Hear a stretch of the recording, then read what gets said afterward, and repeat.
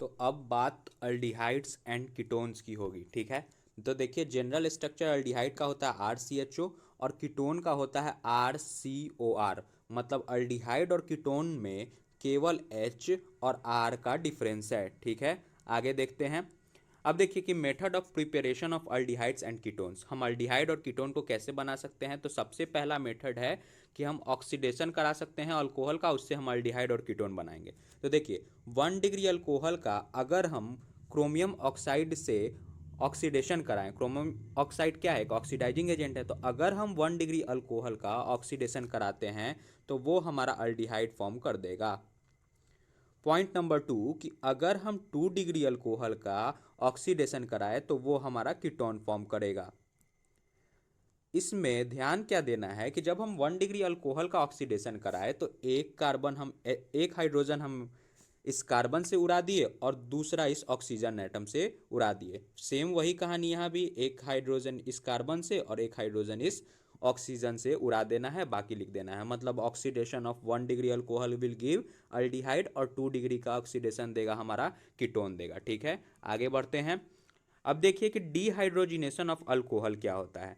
तो अगर हम 1 डिग्री अल्कोहल को डिहाइड्रोजिनेशन कराएंगे तो वो भी हमारा अल्डिहाइड बना देगा। अब 1 डिग्री अल्कोहल का डिहाइड्रोजिनेशन कराएंगे कैसे, तो हीटेड कॉपर हो उसके प्रेजेंस में, ठीक है।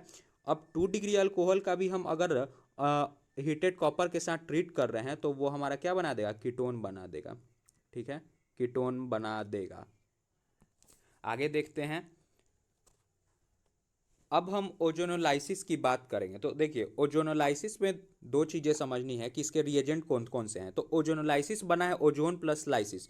तो ओजोन का फॉर्मूला होता है O3 और लाइसिस मतलब हमको कराना है क्या, इसका पानी से ट्रीटमेंट, मतलब H2O से। तो देखिए ओजोनलाइसिस में होता क्या है कि हमारे पास दो रिएजेंट होंगे, एक O3 दूसरा जिंक वाटर, और zinc water as a reducing agent काम करता है, ठीक है। अब ओजोनलाइसिस में हमको करना क्या है कि ये जो डबल बॉन्ड है इसको ब्रेक कर देना है दो भागों में और दोनों साइड ऑक्सीजन लगा देना है, बस सिंपल था। तो CH3 लेफ्ट हैंड साइड वाला लिख रहे हैं, CH डबल बॉन्ड O और प्लस में फिर से CH3, फिर इधर भी डबल बॉन्ड O। ओजोनलाइसिस में सिंपल क्या करना है, डबल बॉन्ड को तोड़ना है, उसके दोनों साइड एक एक ऑक्सीजन दे देना है। ओजोनलाइसिस का रिएजेंट कौन कौन सा है, तो O3 और zinc water as a reducing agent use होता है। अब देखिए कि हाइड्रेशन ऑफ अल्काइंस में क्या होता है। तो सबसे पहले हाइड्रेशन ऑफ अल्काइंस में हमारा रिएजेंट जो होगा वो H2SO4 होगा और साथ में HgSO4। इसमें क्या होता है कि हमारा ये जो अल्काइन का 3 बॉन्ड है इसमें से 2 बॉन्ड को तोड़ देना है। 2 बॉन्ड को तोड़ना है, सबसे पहला काम लिख देते हैं, 2 बॉन्ड को तोड़ दिए। अब कराना ये है यहाँ कि हमको पानी का एडिशन कराना है, एडिशन ऑफ वाटर। तो वाटर डिसोसिएट होगा H प्लस OH माइनस में, और पानी का एडिशन मार्कोनिकोव रूल को ध्यान रखते हुए कराना है। और मार्कोनिकोव रूल ये बोलता है कि आप हाइड्रोजन को उस प्लेस पे ले जाइए जहाँ की पहले से ही नंबर ऑफ हाइड्रोजन ज़्यादा है, और OH को उस प्लेस पे कार्बन पे ले जाइए जहाँ की नंबर ऑफ हाइड्रोजन कम है। तो हम H को इस जगह पे चिपकाएंगे, OH को इस जगह पे चिपकाएंगे। अब हम 2 बॉन्ड तोड़ रहे हैं, मतलब हम 2 बार हाइड्रोजन चिपकाएंगे और 2 बार OH चिपकाएंगे। तो 2 बार जब इस पोजीशन पे चिपकाएंगे तो ये CH3 हो गया, और यहाँ जब हम 2 बार OH दिए तो एक OH ऊपर लगा दिए, एक OH नीचे लगा दिए। अब एक कार्बन एटम पे हमारा 2 OH ग्रुप अनस्टेबल होता है, तो बस पानी निकाल देंगे, OH यहाँ से माइनस, H यहाँ से माइनस, मतलब वाटर को रिमूव कर दिए, तो फाइनल प्रोडक्ट हमारा कीटोन बन जाएगा, ठीक है। तो सिंपल था, ये बहुत आसान था कि अल्काइंस में हम लोग कैसे कीटोन बना सकते हैं। तो by treating with H2SO4 and HgSO4। अब देखिए कि हम प्रिपरेशन ऑफ अल्डिहाइड सीखेंगे। तो सबसे पहला मेथड है कि हम एसाइल क्लोराइड से भी प्रिपेयर कर सकते हैं, और इसी मेथड को हम कहते हैं रोजेनमंड रिएक्शन, रोजेनमंड रिएक्शन, ठीक है, रोजेनमंड रिएक्शन, ठीक। इसमें क्या होता है कि हम एसिड क्लोराइड को H2PdBSO4 से ट्रीट करते हैं। अब इस H2PdBSO4 को हम लिंडलैट्स कैटलिस्ट के भी नाम से जानते हैं। तो हमारा बेंजाल्डिहाइड बन जाता है, बेंजाल्डिहाइड बन जाता है, ठीक है। तो क्या होता है कि इस क्लोरीन को हटाएं, इसके जगह H चिपका दिए, बस सिंपल था, ठीक है। अगला देखिए कि स्टेपेन रिएक्शन क्या है। तो जब हम नाइट्राइल्स को SnCl2 और साथ में HCl से ट्रीट करते हैं तो हमारा इमाइंस फॉर्म होता है, RCH डबल बॉन्ड NH, ठीक है, इसको हम इमाइंस बोलते हैं। इस इमाइंस का अगर हम एसिडिक हाइड्रोलिसिस करा दें तो हमारा क्या फॉर्म हो जाएगा, अल्डिहाइड, ठीक है। तो हम स्टेपन रिएक्शन किसको बोले कि नाइट्राइल से हम अल्डिहाइड बनाए, कैसे, तो SnCl2 से ट्रीट किए, साथ में HCl था, फिर उसका हम फर्दर हाइड्रोलिसिस करा दिए। अब देखिए कुछ और रिलेटेड इसी से एग्जांपल है कि अगर हम नाइट्राइल्स को, अब जो रिएजेंट लिखा हुआ है ऊपर में उसका नाम कैसे हम याद करते हैं वो देखिए ALHIBU ऐसा ही कुछ लिखा हुआ था होल्टवाइज 2। तो इसका नेमिंग कैसे ध्यान रखना है, तो देखिए काउंट इस 2 से करेंगे, 2 मतलब डाई, आई मतलब आइसो, BU मतलब ब्यूटाइल, AL मतलब एल्युमिनियम और H मतलब हाइड्राइड। तो हो क्या गया, di iso butyl aluminium hydride. इसी बात को हम ऐसे भी लिख सकते हैं DIBALH मतलब di iso butyl aluminium hydride, ठीक है। चलिए, तो अगर हम नाइट्राइल्स को di iso butyl aluminium hydride से ट्रीट करते हैं, फर्दर उसका हाइड्रोलिसिस कराते हैं, तो वो डायरेक्ट हमारा अल्डिहाइड बना देता है RCHO, ठीक है।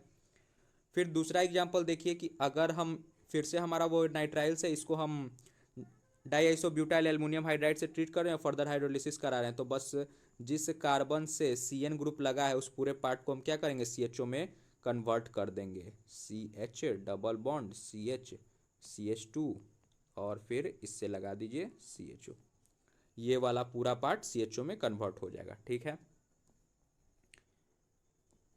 अब देखिए कि इटार्ड रिएक्शन किसको बोलते हैं, तो जब हम टॉलिन बेंजीन से सटे CH3 पे, अगर बेंजीन से CH3 डायरेक्टली कनेक्टेड हो तो उसको हम टॉलिन बोलते हैं। तो टॉलिन को जब हम क्रोमाइल क्लोराइड साथ में कार्बन डाइऑक्साइड से ट्रीट करेंगे और फर्दर उसका हम हाइड्रोलिसिस कराएंगे तो वो हमारा क्या बना देगा, बेंजाल्डिहाइड। एसिडिक हाइड्रोलिसिस कराना है तो वो क्या बना देगा, बेंजाल्डिहाइड।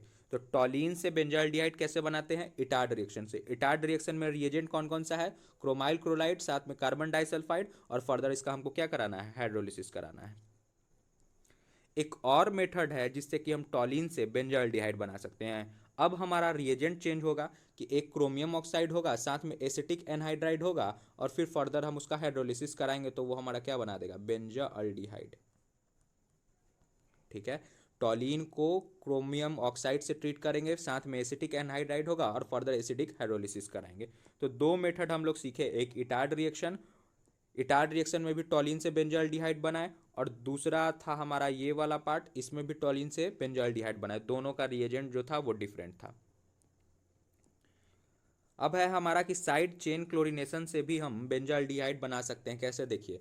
सबसे पहले तो टॉलिन को जब हम Cl2 से ट्रीट करते हैं तो हमारा एक बीच का प्रोडक्ट बनता है जिसको हम इंटरमीडिएट बोलते हैं, तो वो CH, अच्छा ऐसे लिखते हैं, CH Cl2, ठीक है। इस बेंजाल क्लोराइड का अगर हम हाइड्रोलिसिस कराएंगे वाटर से तो हमारा बन जाएगा बेंजाल्डिहाइड, ठीक है। तो टॉलिन से एक और तरीका देख लिए बेंजाल्डिहाइड का कि सबसे पहले Cl2 मतलब साइड चेन क्लोरीनेशन कराइए, जब हम Cl2 से ट्रीट करेंगे तो 2 हाइड्रोजन हटेंगे, उनके प्लेस पे Cl लग जाएगा, और फर्दर इसका अगर हम हाइड्रोलिसिस कराए तो हमारा बेंजाल्डिहाइड बन जाएगा। अब देखिए कि गेटर मैन कॉच रिएक्शन क्या है। तो जब हम बेंजीन को कार्बन मोनोऑक्साइड साथ में HCl से ट्रीट करेंगे, फर्दर एनहाइड्रस AlCl3CuCl भी होगा, तो वो हमारा बेंजाल्डिहाइड बना देगा, ठीक है। तो बेंजीन से बेंजाल्डिहाइड कैसे बनाए, तो कार्बन मोनोऑक्साइड और साथ में HCl लेकर। अब देखिए कि preparation of ketones, preparation of ketones में क्या होता है कि जब हम एसिड क्लोराइड को डाई अल्काइल कैडमियम, देखिए दो अल्काइल ग्रुप है तो डाई अल्काइल, और CD मतलब कैडमियम, डाई अल्काइल कैडमियम से ट्रीट करते हैं तो कार्बन पे आपका होगा पॉजिटिव चार्ज, पार्शियल पॉजिटिव, और क्लोरीन पे निगेटिव। अब R2 पे यहाँ निगेटिव और CD पे क्या, पॉजिटिव। तो पॉजिटिव और निगेटिव को खेल लेना है, तो 2RC डबल बॉन्ड O, ये कार्बन पॉजिटिव इस अल्काइल के निगेटिव को खींचेगा, और CD फिर किसको खींच लेगा, Cl को, कैडमियम क्लोराइड अलग बन जाएगा CdCl2। इस कार्बन को पॉजिटिव से निगेटिव को खेले और निगेटिव को पॉजिटिव से खेले। अब देखिए कि ये जो डाई अल्काइल कैडमियम हमारा फॉर्म हुआ, ये कैसे फॉर्म होता है, तो जब हम ग्रिग्नाइट रिएजेंट को कैडमियम क्लोराइड से ट्रीट करते हैं तो ग्रिग्नाइट रिएजेंट में अल्काइल ग्रुप पे हमारा पार्शियल नेगेटिव चार्ज होता है, Mg पे हमारा पार्शियल पॉजिटिव चार्ज होता है, फिर से कैडमियम पे हमारा मेटल है तो पॉजिटिव रहेगा, और क्लोरीन निगेटिव होता है तो फिर से पॉजिटिव वाले को निगेटिव से और निगेटिव वाले को पॉजिटिव से, मतलब बन क्या गया R2CD, मतलब डाई अल्काइल कैडमियम, और साथ में MgXCl2। इसी डाई अल्काइल कैडमियम को जब हम ट्रीट किए थे किससे, R2CD को जब हम ट्रीट किए थे एसिड क्लोराइड से, तो हमारा क्या फॉर्म हो गया था, पीछे अभी हम लोग सीखे थे, ये हमारा कीटोन फॉर्म कर दिया था, ये हमारा कीटोन फॉर्म हो गया था, यही तो अभी पीछे देखे थे, कीटोन फॉर्म हो गया था। ठीक है, अब देखिए कि हम नाइट्राइल्स से भी बना सकते हैं कीटोन। नाइट्राइल से भी हम कीटोन बना सकते हैं, कैसे, तो R पे फिर से निगेटिव, Mg पे पॉजिटिव। अब कार्बन और नाइट्रोजन में इलेक्ट्रोनिगेटिविटी डिफरेंस होने के कारण कार्बन पे पार्शियल पॉजिटिव चार्ज और नाइट्रोजन पे पार्शियल नेगेटिव चार्ज, तो इन तीन कार्बन और नाइट्रोजन के बीच तीन बॉन्ड, एक बॉन्ड को हम लोग तोड़ देते हैं, इस पे पार्शियल पॉजिटिव, इस पे निगेटिव। जब एक बॉन्ड को तोड़ेंगे, ऐसे भी समझ सकते हैं हम कि अगर कार्बन पे पार्शियल पॉजिटिव चार्ज है तो ये अल्काइल ग्रुप ग्रिग्नाइट रिएजेंट का इस कार्बन पे अटैक करेगा, तो ये बॉन्ड टूट के इसकी खोपड़ी पे चला जाएगा, तो CH3 CH2 C double bond N, और ये अल्काइल ग्रुप इससे चिपका। अब ये माइनस को ये MgBr वाला पार्ट काउंटर करेगा, प्लस वाला पार्ट है। अगले स्टेप में हम इसको वाटर से ट्रीट करेंगे तो हमारा क्या बन जाएगा, CH3 CH2 C double bond O, ये NMgBr वाला पार्ट पूरा O में कन्वर्ट हो गया, और R। ठीक है, इस R की जगह अगर हम अराइल ग्रुप भी ले ले जैसे C6H5 तो भी कोई बात नहीं, सेम मेथड हमारा रहेगा। ठीक है, अब फ्रिडल क्राफ्ट एसाइलेशन है कि जब हम बेंजीन को एसिड क्लोराइड से ट्रीट करेंगे in presence of anhydrous AlCl3 तो हमारा क्या फॉर्म होगा, तो बस इस क्लोरीन को हटाना है, बाकी पूरे पार्ट को बेंजीन से चिपका देना है। अब ऐसा होता क्यों है, क्योंकि AlCl3 का अगर आप इलेक्ट्रॉनिक कन्फिग्रेशन लिखेंगे तो एल्युमिनियम पे केवल और केवल 6 इलेक्ट्रॉन होते हैं, मतलब इसको 2 इलेक्ट्रॉन और चाहिए अपने ऑक्टेट को कंप्लीट करने के लिए, तो वो अपने पास क्लोरीन को बुला लेगा AlCl4, फिर ये जो क्लोरीन और कार्बन के बीच का जो बॉन्ड था ये इसकी खोपड़ी पे चला जाएगा, इसके दोनों इलेक्ट्रॉन कार्बन की खोपड़ी पे शिफ्ट हो जाएंगे, और फिर ये एज ए न्यूक्लियोफाइल इस बेंजीन पे अटैक करके अपना प्रोडक्ट फॉर्म कर देगा। ठीक है, यही था। तो अब न्यूक्लियोफिलिक सब्स्टिट्यूशन रिएक्शन है, तो देखिए न्यूक्लियोफिलिक सब्स्टिट्यूशन रिएक्शन में क्या होता है कि हम अल्डिहाइड और कीटोन की बात कर रहे हैं, तो अल्डिहाइड का RCOH होता है, और कीटोन को अगर इसी H की जगह हम R से रिप्लेस कर दे तो कीटोन फॉर्म हो जाता है। तो मेन बात सीखना क्या है कि कार्बन और ऑक्सीजन में कार्बन पे पार्शियल पॉजिटिव चार्ज होता है और ऑक्सीजन पे पार्शियल नेगेटिव चार्ज। ऐसा इसलिए क्योंकि कार्बन का इलेक्ट्रोनिगेटिविटी कम होता है और ऑक्सीजन का इलेक्ट्रोनिगेटिविटी ज़्यादा होता है। जब कोई एक न्यूक्लियोफाइल इस कार्बन पे अटैक करेगा तो ये पाई बॉन्ड टूटकर ऑक्सीजन की खोपड़ी पे चला जाएगा। अब कार्बन पे ही क्यों अटैक करेगा, because carbon will act as a electrophilic centre, तो कार्बन के पास पार्शियल पॉजिटिव चार्ज है तो it will behave as a electrophilic centre, और जो न्यूक्लियोफाइल होता है वो लोन पेयर कैरी करता है या तो फिर वो निगेटिव चार्ज कैरी करता है, तो वो पॉजिटिव चार्ज मतलब इलेक्ट्रोफाइल की तरफ जाएगा, तो इसी कारण ये इस पे अटैक करेगा और ये पाई बॉन्ड टूट के ऊपर शिफ्ट हो जाएगा। तो देखते हैं आगे होता क्या है इस प्रोसेस में। तो देखिए, अगर हम अल्डिहाइड ले या फिर कीटोन ले, दोनों के लिए सेम बात कर रहे हैं। अगर कोई एक न्यूक्लियोफाइल अटैक करेगा तो वो इलेक्ट्रोफिलिक सेंटर पे अटैक करेगा, मतलब कार्बन पे अटैक करेगा, और कार्बन और ऑक्सीजन के बीच जो दो बॉन्ड है उसमें से एक सिग्मा बॉन्ड है, एक पाई बॉन्ड है, तो पाई बॉन्ड का इलेक्ट्रॉन ऑक्सीजन की खोपड़ी पे शिफ्ट हो जाएगा, मतलब हमारे पास बनेगा क्या, RCO-, और ये न्यूक्लियोफाइल आके चिपक गया कार्बन के साथ और फिर H हो गया। अगले स्टेप में हमारे पास एसिड का H+ आएगा, और ये एसिड का H+ इस ऑक्सीजन के माइनस को काउंटर करके हमारा ये फाइनल प्रोडक्ट बना देगा। तो आखिर ओवरऑल इस रिएक्शन में होता क्या है कि हमको ये समझना है कि कार्बन और ऑक्सीजन में कार्बन का इलेक्ट्रोनिगेटिविटी ज़्यादा कम होता है, तो वो इलेक्ट्रोफिलिक सेंटर की तरह बिहेव करता है। कोई भी न्यूक्लियोफाइल आएगा उस पर अटैक करेगा, ऑक्सीजन और कार्बन के बीच का पाई बॉन्ड टूट जाएगा और फिर अगले स्टेप में हमको एसिडिफिकेशन करा देना है। अब इसी का एग्जाम्पल हम देखेंगे न्यूक्लियोफिलिक सब्स्टिट्यूशन रिएक्शन का। सबसे पहला एडिशन ऑफ हाइड्रोजन साइनाइड।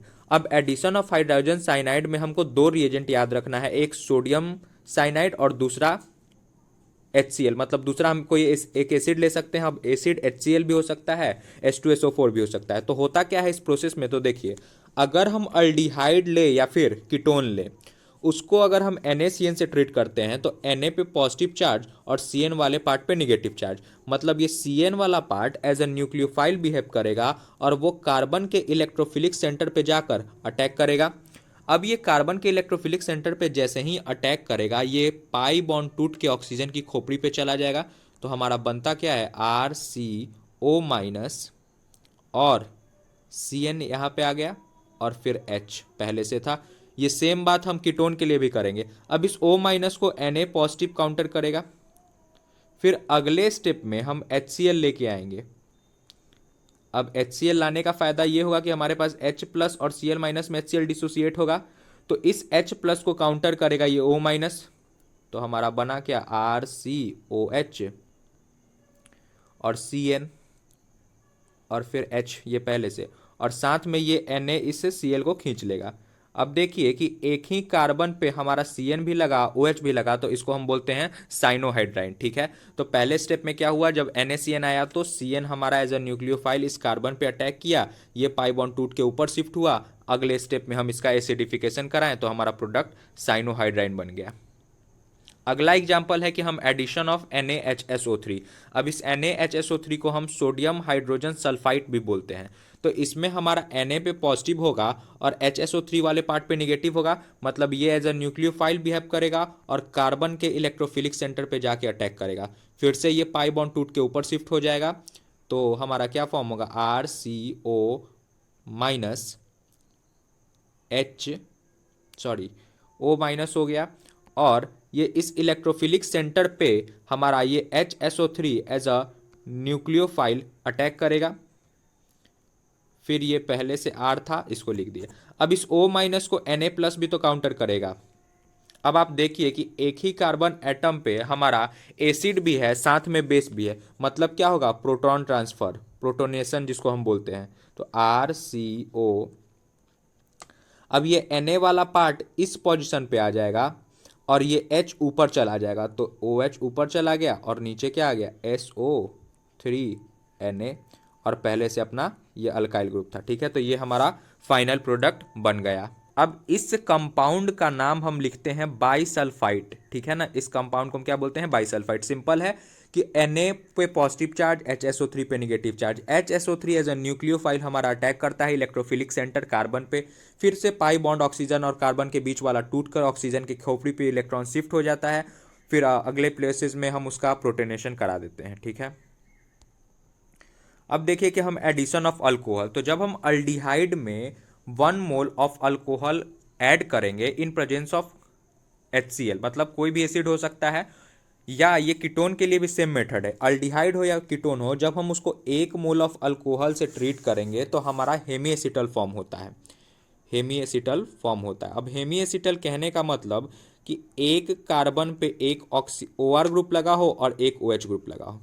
ठीक है, अगर इसी हेमी को हम एक और मोल ऑफ अल्कोहल से ट्रीट कर दे साथ में HCl, तो हमारा फॉर्म होगा एसिटल। और एसिटल कहने का मतलब कि एक ही कार्बन पे हमारा 2 OR ग्रुप लगा हो। ठीक है, तो जब हम अल्डिहाइड को या फिर कीटोन को 1 मोल ऑफ अल्कोहल से ट्रीट किए इन प्रेजेंस ऑफ एसिड, वो HCl हो सकता है, H2SO4 हो सकता है, तो हमारा हेमी एसिटल फॉर्म हुआ। हेमी एसिटल कहने का मतलब क्या कि एक कार्बन पे एक OH ग्रुप लगा है और दूसरा OR ग्रुप लगा है, लेकिन उसी हेमी एसिटल को हम फिर से एक और मोल ऑफ अल्कोहल से ट्रीट करा रहे हैं इन प्रेजेंस ऑफ एसिड, तो हमारा एसिटल फॉर्म होता है। और एसिटल का मतलब क्या कि एक ही कार्बन पे 2 OR ग्रुप लगा होना चाहिए। ठीक है, आगे देखते हैं। अब देखिए कि इसका डायरेक्ट ट्रिक क्या है। ये तो मेथड था बुक का कि अगर हमको 1 मोल ऑफ अल्डिहाइड हो या फिर कीटोन हो, उससे हमको एसिटल बनाना है, ठीक है। तो देखिए जो जब 2 मोल ऑफ अल्कोहल हम यूज करते हैं उसको लिख लीजिए, और आप अल्डिहाइड हो या फिर कीटोन हो उसको लिख लीजिए, और दोनों मोल ऑफ अल्कोहल में से एक एक एच निकाल दीजिए, एक एच यहाँ से और एक एच यहाँ से, और अल्डिहाइड हो या कीटोन हो उसका ओ निकाल दीजिए, मतलब टोटल माइनस ऑफ वाटर कर दीजिए, ठीक है। तो बना क्या प्रोडक्ट, RCR। अब देखिए कि वाट इस अल्डिहाइड या फिर कीटोन से हमारा ऑक्सीजन निकल गया, मतलब ओ निकल गया, तो दोनों का एक एक बॉन्ड खाली हो गया, इसके जगह बस OR वाला पार्ट चिपका देना है, OR वाला पार्ट चिपका देना है। यही तो था, हम पीछे देखे थे कि एक कार्बन एटम पे 2 OR ग्रुप लगा हो, ठीक है। इसका एक और एग्जांपल देखते हैं। देखिए ये एनसीईआरटी का क्वेश्चन है कि अगर हम 2 मोल ऑफ अल्कोहल लिए हुए हैं, उसको हम कीटोन से ट्रीट करा रहे हैं, तो अभी हम बताएं कि H2O निकाल देना है, एक H इस वाले OH अल्कोहल से और एक H इस वाले अल्कोहल से, और O निकालना है हमको कीटोन या फिर अल्डिहाइड से। जो बचा उसको लिख देना है RCR, ये बचा इधर से, और यहाँ से बचा OCH2, और फिर इधर से बचा क्या, OCH2 हो गया। ये फॉर्म हो गया हमारा एसिटल। अब देखिए कि एमोनिया डेरिवेटिव्स का हमें एडिशन सीखना है, तो बहुत सिंपल है। अगर अल्डिहाइड हो या फिर कीटोन हो, तो अल्डिहाइड या फिर कीटोन वाले पार्ट से O निकालना है और अमोनिया वाले पार्ट से H2 निकाल देना है। जो बचा उसको लिख देंगे, तो CR डबल बॉन्ड N और Z। ये Z के जगह अगर हम H ले सकते हैं, R ले सकते हैं, OH ले सकते हैं, NH2 ले सकते हैं। जब हम H लेंगे तो ये अमाइंस बन जाएगा, R लेंगे तो 1 डिग्री अमाइन बनेगा, OH लेंगे तो हाइड्रोक्सामाइन बनेगा, NH2 लेंगे तो हमारा हाइड्रोजाइन बन जाएगा, ठीक है। तो बस करना क्या है कि O निकालना है अल्डिहाइड या फिर कीटोन वाले पार्ट से, और H2 निकालना है अमोनिया या फिर उसके डेरिवेटिव से, और बाकी जो बचेगा उसको लिख देंगे, ठीक है।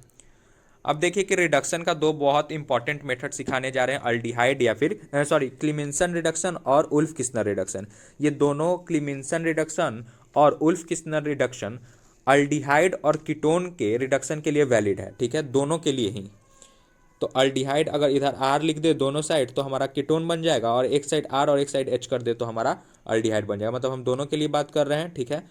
तो अगर हम क्लीमेंसन रिडक्शन में अल्डिहाइड को या फिर कीटोन को ZnHg HCl से ट्रीट करें, तो ये हमारा अल्केन में कन्वर्ट हो जाता है, CH2 सिंपल, और साथ में वाटर, ठीक है। तो अल्डिहाइड हो या फिर कीटोन हो, उसको हम डायरेक्ट कन्वर्ट कर सकते हैं किस में, अल्केन में। कब, जब हम ट्रीट करेंगे उसको ZnHg HCl। इसी का एक और रिएक्शन है, वो है उल्फ किस्नर रिडक्शन। तो दोनों का रिएजेंट याद रखना है। क्लीमेंसन में हमारा ZnHg HCl था, इसमें हमारा NH2NH2KOH है, मतलब दोनों का जो होता है वो चेंज हो जाता है, रिएक्ट कैटलिस्ट जो होता है वो दोनों का चेंज हो जाता है, ठीक है। अब दोनों में प्रोडक्ट सेम होता है, रिएक्टेंट भी लगभग सेम ही होता है, तो इसमें क्या प्रोडक्ट बनेगा, CH2, डायरेक्ट हमारा अल्केन फॉर्म हो जाएगा, ठीक है। और साथ में इसमें डाई नाइट्रोजन, तो बाई प्रोडक्ट भी इंपॉर्टेंट है। By product Wolff Kishner reaction में डाई नाइट्रोजन बनता है, और इसमें हमारा वाटर बन रहा था, ठीक है। तो ये भी ध्यान रखना है। अब देखिए टॉलेंस टेस्ट हम लोग सीखने वाले हैं। तो टॉलेंस टेस्ट जो होता है वो ऑक्सीडेशन कराता है अल्डिहाइड का कार्बोक्सिलिक एसिड में, या फिर बोल सकते हैं कार्बोक्सिलेट आयन में। अब देखिए कि टॉलेंस टेस्ट में हम टॉलेंस रिएजेंट कैसे बनाते हैं। तो जब हम एमोनिकल सिल्वर नाइट्रेट को सोडियम अमोनियम हाइड्रोक्साइड से ट्रीट करते हैं, ठीक है। एमोनिकल सिल्वर नाइट्रेट को हम अमोनिया हाइड्रोक्साइड से ट्रीट करते हैं, तो हमारा ये कॉम्प्लेक्स फॉर्म होता है, और इस कॉम्प्लेक्स को हम बोलते हैं टॉलेंस रिएजेंट, ठीक है। इस कॉम्प्लेक्स को हम क्या बोलते हैं, टॉलेंस रिएजेंट। अब ध्यान ये रखिएगा कि इस टॉलेंस रिएजेंट में क्या होता है कि जब हम इस टॉलेंस रिएजेंट को अल्डिहाइड से ट्रीट करते हैं, ठीक है ना, अल्डिहाइड से ट्रीट करते हैं, तो हमारा कार्बोक्सिलेट आयन फॉर्म होता है। क्यों कार्बोक्सिलेट आयन फॉर्म होता है, क्योंकि हम सारे कुछ तो कटायनिक अनायनिक में ही बात कर रहे हैं, तो कार्बोक्सिलिक एसिड फॉर्म ना होके हमारा कार्बोक्सिलेट आयन फॉर्म होता है। तो देखिए जब हम अल्डिहाइड को टॉलेंस रिएजेंट से ट्रीट किए तो हमारा कार्बोक्सिलेट आयन फॉर्म हुआ। तो आप देख सकते हैं कि अल्डिहाइड का क्या हो रहा है, ऑक्सीडेशन, वो कार्बोक्सिलिक एसिड में बदल रहा है, और यहां से Ag का क्या हो रहा है, रिडक्शन, ठीक है। तो सिंपल शब्दों में समझना है कि टॉलेंस रिएजेंट को हम एमोनिकल सिल्वर नाइट्रेट टेस्ट भी बोलते हैं। उसमें होता क्या है कि हम अमोनिकल सिल्वर नाइट्रेट को हम अमोनियम हाइड्रोक्साइड से ट्रीट करते हैं। ठीक है, सिल्वर नाइट्रेट को हम अमोनियम हाइड्रोक्साइड से ट्रीट करते हैं तो हमारा ये कॉम्प्लेक्स फॉर्म होता है, और इस कॉम्प्लेक्स को ही हम बोलते हैं टॉलेंस रिएजेंट। जब इसका रिएक्शन हम अल्डिहाइड से कराते हैं तो ये अल्डिहाइड को ऑक्सीडाइज करके कार्बोक्सिलेट आयन में फॉर्म कर देता है, और एजी वाला पार्ट खुद को रिड्यूस कर देता है, और फिर ये रिएक्शन याद रखिएगा वैलेंसिंग वैलेंसिंग। ठीक है, तो हो गया टॉलेंस टेस्ट। आगे देखते हैं। अब देखिए फेलिंग्स टेस्ट, तो ये भी ऑक्सीडेशन के लिए यूज होता है अल्डिहाइड का। अब देखिए फेलिंग्स टेस्ट में जो फेलिंग सॉल्यूशन होता है वो दो सॉल्यूशन से बना होता है, सॉल्यूशन ए और सॉल्यूशन बी। तो सॉल्यूशन ए जो होता है वो हमारा कॉपर सल्फेट सॉल्यूशन होता है, और दूसरा होता है हमारा सोडियम पोटेशियम टर्टरेट। इसका स्ट्रक्चर ध्यान से याद रखिएगा कि फेलिंग सॉल्यूशन दो सॉल्यूशन से बना होता है, solution A solution B. Solution A copper sulphate solution होता है और दूसरा सोडियम पोटेशियम टर्टरेट होता है। ठीक है, अब इसका रिएक्शन देखिए। जब हम अल्डिहाइड को इस Cu2+ से ट्रीट करेंगे in presence of hydroxide ion तो हमारा कार्बोक्सिलेट आयन फॉर्म होगा, और साथ में देखिए इसका ऑक्सीडेशन हो रहा है और इस कॉपर का क्या होगा, रिडक्शन हो रहा है। ठीक है, तो यही है फेलिंग्स टेस्ट का जनरल रिएक्शन। काफ़ी सिंपल है, ध्यान रखिएगा इसको। अब देखिए बहुत इंपॉर्टेंट बात, अल्डोल रिएक्शन। ठीक है, अल्डोल रिएक्शन। अल्डोल रिएक्शन में क्या होता है, हमको क्या ध्यान रखना है कि सबसे पहले उसका रिएजेंट जो होता है वो डाइल्यूट NaOH होगा या फिर बेरियम हाइड्रोक्साइड होगा। ठीक है, अब जब हम अल्डोल रिएक्शन कराएंगे तो हमारा जो अल्डिहाइड होगा या फिर कीटोन होगा उसके पास कम से कम एटलीस्ट 1 अल्फा एच होना चाहिए। 1 अल्फा एच। अल्फा एच कहने का मतलब क्या कि देखिए अगर हमारे पास CH3COH है, मतलब इस फंक्शनल ग्रुप के बगल वाले कार्बन को हम बोले अल्फा कार्बन, और इस अल्फा कार्बन के बगल में हमारा कितना एच है, 3H है, मतलब 3 अल्फा हाइड्रोजन है। ठीक है, फिर से समझिए कि फंक्शनल ग्रुप के बगल वाले कार्बन को हम अल्फा कार्बन बोलते हैं। इस अल्फा कार्बन पे 3 अल्फा हाइड्रोजन है, मतलब अपना काम हो गया। सिमिलरली कीटोन का भी एग्जांपल ले सकते हैं, CH3CO CH3। तो इसके दोनों साइड अल्फा एच है और दोनों के पास 3 3 हाइड्रोजन है, मतलब ये दोनों क्या करेगा, हमारा अल्डोल रिएक्शन शो करेगा। ठीक है, आगे देखते हैं। अब देखिए हम एग्जाम्पल देख रहे हैं, तो जब कभी भी हम अल्डोल रिएक्शन कराएंगे तो हमको 2 मोल ऑफ अल्डिहाइड होना चाहिए या फिर 2 मोल ऑफ कीटोन होना चाहिए, और उसको हम डाइल्यूट NaOH से ट्रीट कर रहे होंगे या फिर बेरियम हाइड्रोक्साइड से ट्रीट कर रहे होंगे। तो देखिए इसका हम डायरेक्ट ट्रिक बताते हैं लिखने का आंसर।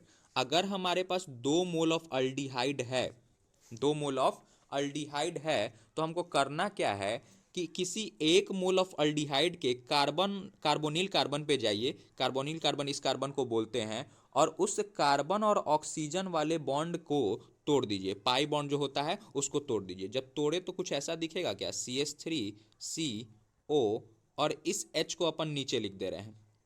अब देखिए कि ऑक्सीजन और कार्बन का एक एक वैलेंसी खाली हो गया। ऑक्सीजन और कार्बन का एक एक वैलेंसी खाली हो गया। क्यों खाली हुआ कि अभी जस्ट हम लोगों ने पाई बॉन्ड को तोड़ दिया, तो खाली हो गया। तो इसकी वैलेंसी को फुलफिल करने के लिए हम जो दूसरे मोल ऑफ अल्डिहाइड लिए हुए हैं वहां से H इस ऑक्सीजन को दे देंगे, तो H दे दिए। अब बच गया ये पूरा पार्ट, तो CH2COH हो गया। कितना सिंपल था। हम क्या किए कि हम 2 मोल ऑफ अल्डिहाइड लिए, अगर हमको अल्डोल रिएक्शन कराना है तो in presence of dilute NaOH। हम क्या किए कि 1 मोल ऑफ अल्डिहाइड के पास गए, उसके कार्बोनिल कार्बन के पास गए, और कार्बन और ऑक्सीजन का जो बॉन्ड था उसमें पाई बॉन्ड वाले बॉन्ड को तोड़ दिए। जैसे ही पाई बॉन्ड वाले बॉन्ड को तोड़े तो हमको पता चला कि ऑक्सीजन का एक वैलेंसी खाली और कार्बन का एक वैलेंसी खाली। फिर हम तुरंत दूसरे मोल ऑफ अल्डिहाइड के पास गए, वहां से एक H इस ऑक्सीजन को दे दिए और बाकी पूरा बचा पार्ट को हम कार्बन से चिपका दिए। ये हमारा बन गया अल्डोल रिएक्शन। अगर कोई व्यक्ति बोलता है कि इसको आप हीट कर दो, हीट कर दो मतलब क्या, पानी निकाल दो। अब पानी निकालने के लिए हमको उस कार्बन के पास जाना पड़ेगा जहां कि पहले से ही OH लगा है, तो वहां से OH निकाल देंगे, CH3CH, OH निकल गया यहाँ से, और उसके बगल वाले कार्बन से हम H निकाल देंगे। ठीक है, बगल वाले कार्बन से हम H निकाल दिए और बच क्या गया CHO। ठीक है। तो जिस कार्बन से OH निकाले उसके बगल वाले कार्बन से H निकाल दिए तो हमारा क्या बच जाएगा, ये बच जाएगा। तो ये जो प्रोडक्ट फॉर्म हुआ इसी को हम बोलते हैं aldol reaction, aldol condensation, aldol condensation. ठीक है। तो अल्डोल रिएक्शन में हम हीटिंग नहीं कराए थे, हम अल्डोल कंडेंसेशन में हीटिंग कराए। जब हीटिंग कराए तो हम क्या बोले कि जिस कार्बन पे OH लगा है वहां से OH हटा दीजिए, उसके बगल वाले कार्बन से आप H हटा दीजिए, बगल वाले कार्बन इस साइड से। ठीक है। तो यही था सिंपल हमारा अल्डोल रिएक्शन और अल्डोल कंडेंसेशन दोनों हम समझ गए। एक एग्जांपल और करेंगे कीटोन के लिए। देखिए कीटोन में दोनों बात हम फिर से करेंगे, अल्डोल रिएक्शन का भी प्रोडक्ट बनाएंगे और अल्डोल कंडेंसेशन का भी प्रोडक्ट बनाएंगे। तो सबसे पहले 1 मोल ऑफ अल्डिहाइड को कीटोन को लीजिए, तो CH3CO एक बॉन्ड हम तोड़ दिए, ये CH3 को नीचे लगा दिए, कार्बन और ऑक्सीजन का वैलेंसी खाली, यहाँ से एक H हम उठा के यहाँ लगा देंगे और बाकी CH2 वाले पार्ट को यहाँ चिपका के ख़त्म कर देंगे। फर्दर इसको हम हीट कर दे तो हमारा अल्डोल कंडेंसेशन प्रोडक्ट बन जाएगा। हीट करने का मतलब क्या कि इस OH पे से हमको OH निकालना है यहाँ से और यहाँ से H निकाल देना है। तो बस CH3C डबल बॉन्ड, ये CH3 पहले से था, CH2CO CH3। अब देखिए अभी तक हम जितनी भी बातें सीख रहे थे यहाँ हम ये देख रहे थे कि हमारा सेम मोल अल्डिहाइड का था या फिर सेम मोल कीटोन का था। तो इसी को हम बोलते हैं सेल्फ अल्डोल कंडेंसेशन या फिर सेल्फ अल्डोल रिएक्शन। जब सेम मोल ऑफ अल्डिहाइड और सेम मोल ऑफ कीटोन एक दूसरे से रिएक्ट करे, मतलब दोनों मोल सेम हो, तो वैसे केस में हम बोलते हैं सेल्फ अल्डोल कंडेंसेशन। ठीक है। अब इसका कुछ और एग्जांपल देखते हैं। देखिए अब हम डायरेक्ट प्रोडक्ट लिख रहे हैं अल्डोल कंडेंसेशन का, क्योंकि हमको हीट भी करना है। तो 2 मोल ऑफ अल्डिहाइड है, कोई दिक्कत नहीं है, CH3COH, और यहां से आप इस CH3 को ऐसे लिख दीजिए HCOH। क्या करना है आपको कि डायरेक्ट प्रोडक्ट लिखना है अल्डोल कंडेंसेशन के लिए। तो यहाँ से O हटाइए और यहाँ से H2 हटाइए, मतलब टोटल पानी निकाल दीजिए। अब पानी जब आप निकालिएगा तो CH3CH, इस डबल बॉन्ड को हम फिर से लिखेंगे और बचा ये पार्ट पूरा चिपका दीजिए। आ गया आंसर अपना। ट्रिक से डायरेक्ट हम समझ गए कितने आसानी से कि हमको क्या करना है, टोटल पानी निकालना है। तो कार्बोनिल कार्बन पे से आप ऑक्सीजन को हटाइए और इस अल्फा कार्बन पे से 2 H को हटा दीजिए, मतलब ओवरऑल हम वाटर का माइनस कराएं, जो बचा उसको हम लिख दिए, तो हमारा प्रोडक्ट फॉर्म हो गया। ठीक है। तो ये था अल्डोल रिएक्शन, वो भी सेल्फ की बात कर रहे थे क्योंकि दोनों मोल अल्डिहाइड हो या कीटोन हो दोनों सेम हो रहा था। अब हम क्रॉस की बात करते हैं। ठीक है। तो क्रॉस में भी अपना कहानी बिल्कुल सेम रहेगा, जो हम ट्रिक बताए हैं उसी से हम आंसर सॉल्व करेंगे। तो देखिए CH3COH है, अल्डिहाइड है, तो फिर से इसके एक बॉन्ड को तोड़ दीजिए कार्बन और ऑक्सीजन वाले को, तो एक एक वैलेंसी खाली। अब देखिए इस फंक्शनल ग्रुप मतलब अल्डिहाइड के बगल वाले कार्बन को अल्फा H बोलते हैं, अल्फा कार्बन बोलते हैं, और उसके एक H को आपको देना है इस ऑक्सीजन को, तो हम दे दिए। अब इसके पास CH बच गया तो CH लिख दिए, इससे एक CH3 कनेक्टेड है तो CH3 लिख दिए, और फिर क्या लिख दिए, COH। फर्दर इसको अगर हम हीट करते हैं तो हीट वाला प्रोसेस अगले चैप्टर अगले पेज पे लिखते हैं। एक बार ध्यान से देखते हैं पीछे वाले पेज को कि यहाँ से OH माइनस कर देंगे, यहाँ से OH माइनस करेंगे और इस पोजीशन से H माइनस करेंगे, तो हमारा बनेगा क्या, CH3CH। देखिए CH3CH डबल बॉन्ड CH है ना, और क्या बनेगा, CH3COH।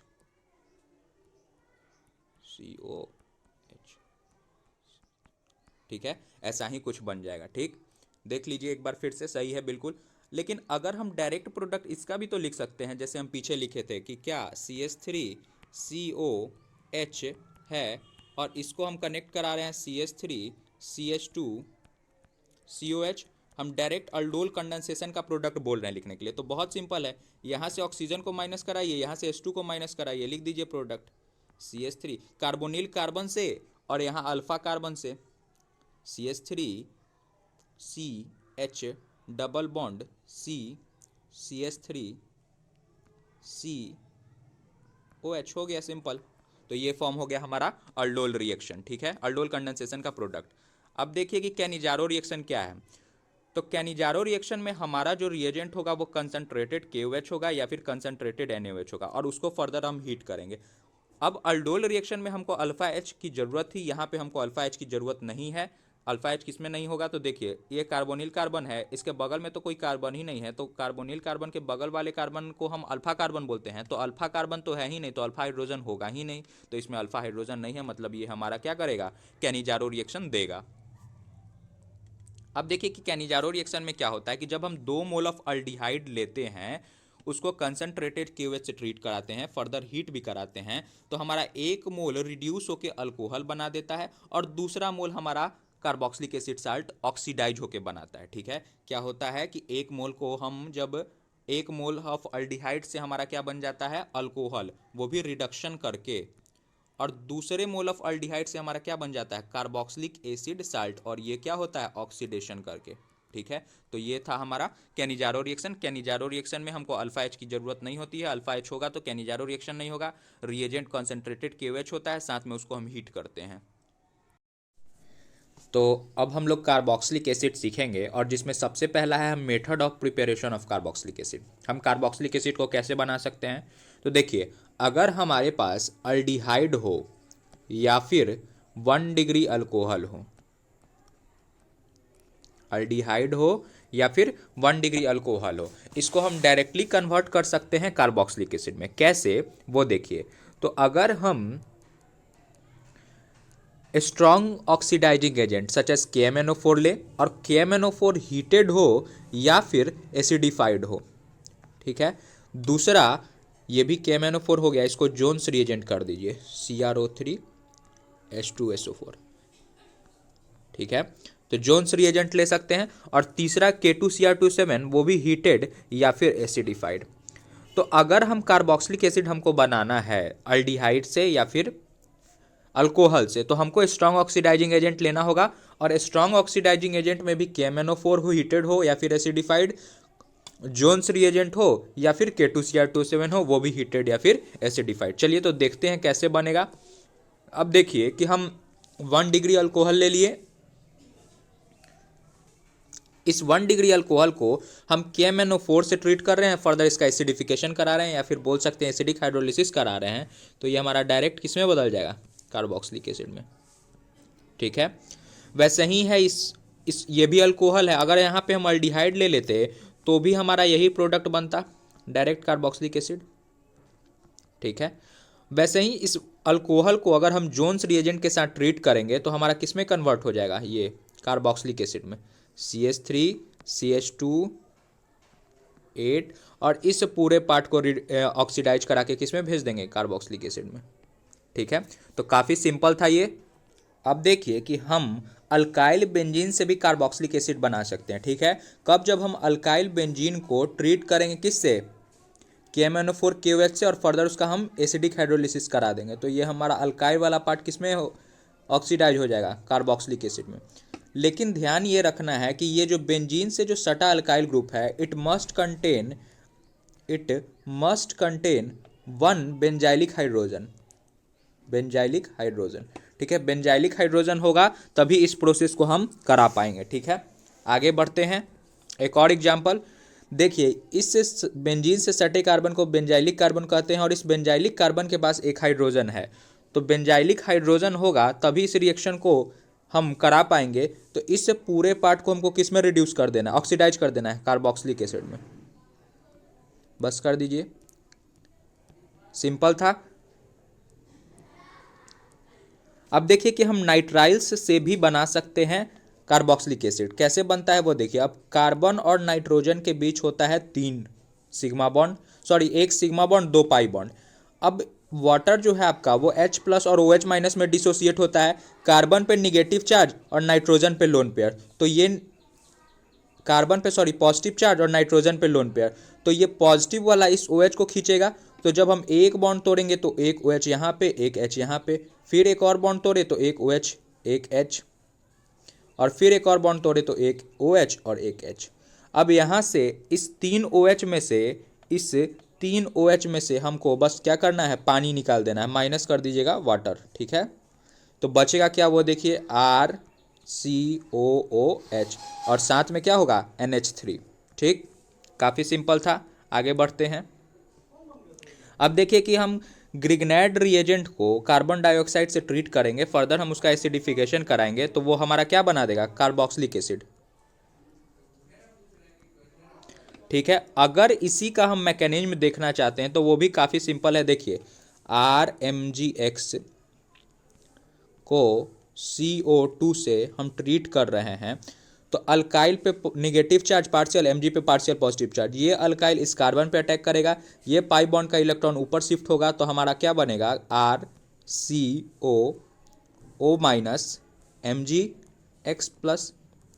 ये माइनस को MgX काउंटर कर देगा पॉजिटिव वाला। अगले स्टेप में हम इसका एसिडिफिकेशन करा देंगे तो ये कार्बोक्सिलिक एसिड बन जाएगा। सिंपल था। ठीक है, तो मैकेनिज्म भी काफ़ी इजी है।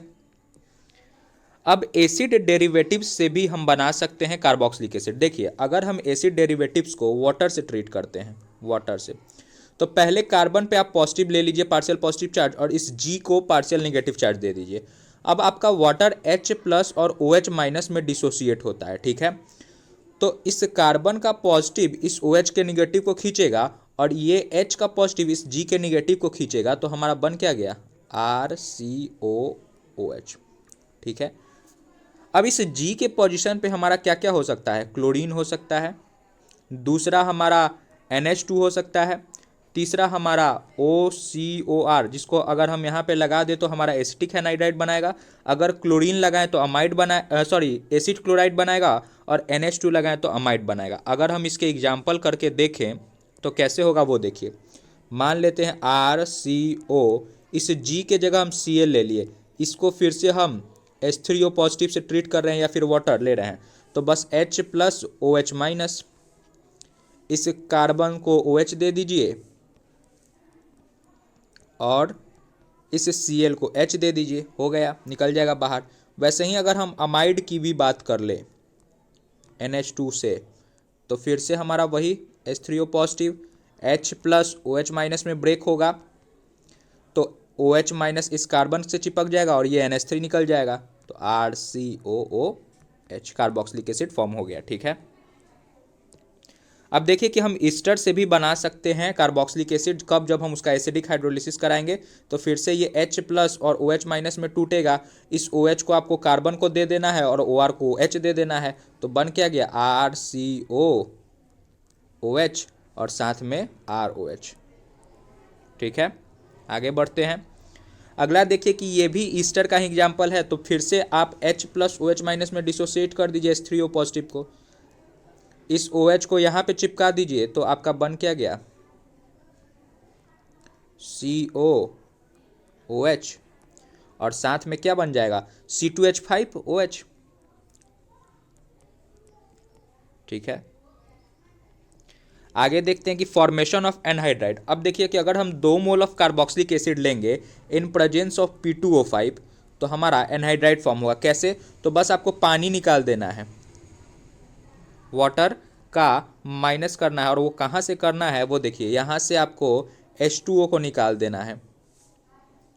जब आप निकाल देंगे तो बच क्या गया CH3C double bond O CO CH3, ये हो गया आपका एनहाइड्राइड का फॉर्मेशन जब 2 मोल ऑफ कार्बोक्सिलिक एसिड लिए इन प्रेजेंस ऑफ P2O5। अब देखिए कि अगर हम कार्बोक्सिलिक एसिड को PCl5 से PCl3 से और SOCl2 से ट्रीट करेंगे तो हमारा क्या फॉर्म होगा, तो सब में एक प्रोडक्ट तो कॉमन होगा RCOCl, यही यहाँ भी बनेगा और यही यहाँ भी बनेगा, लेकिन बाई प्रोडक्ट तीनों का डिफरेंट होगा।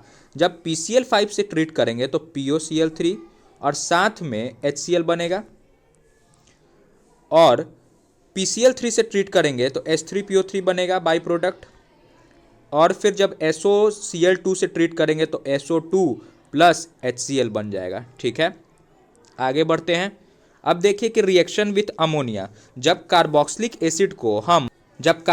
एसिड को हम अमोनिया से ट्रीट करते हैं तो हमारा एमोनियम एसीटेट फॉर्म होता है CH3COO माइनस NH4 पॉजिटिव।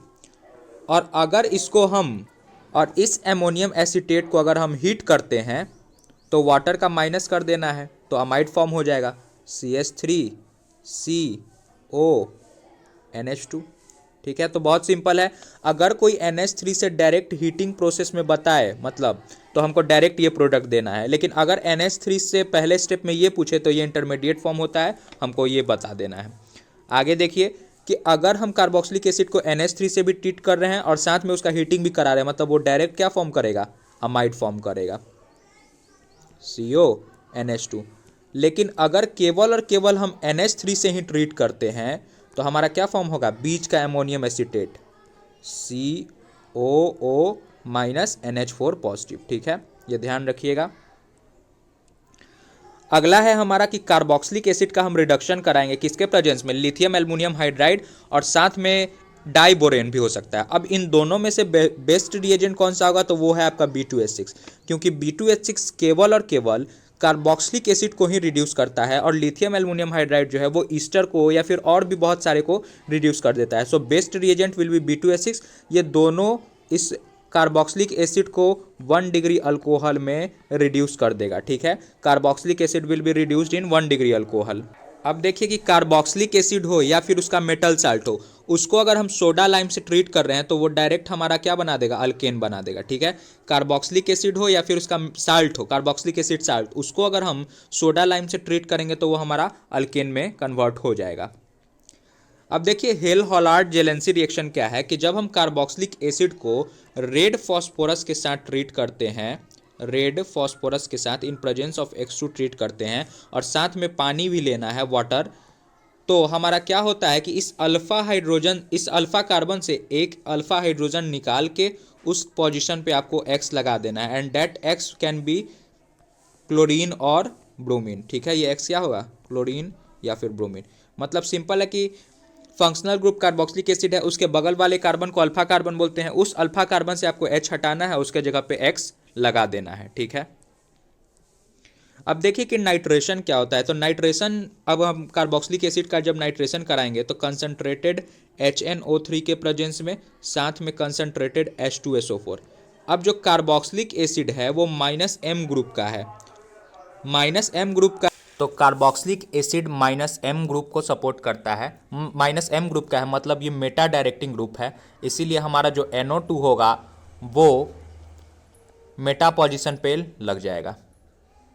ठीक है, कार्बोक्सिलिक एसिड -M ग्रुप का था और वो मेटा फेब्रिन ग्रुप है, इसीलिए हम नाइट्रेशन में मेटा पोजीशन पे लगा दिए। सिमिलरली Br, अगर हम ब्रोमिनेशन की भी बात करें कार्बोक्सिलिक एसिड की, तो फिर से वही कॉन्सेप्ट है कि कार्बोक्सिलिक एसिड हमारा -M ग्रुप का है और ये सपोर्ट किसको करता है, मेटा को, मेटा फेब्रिन ग्रुप है ये।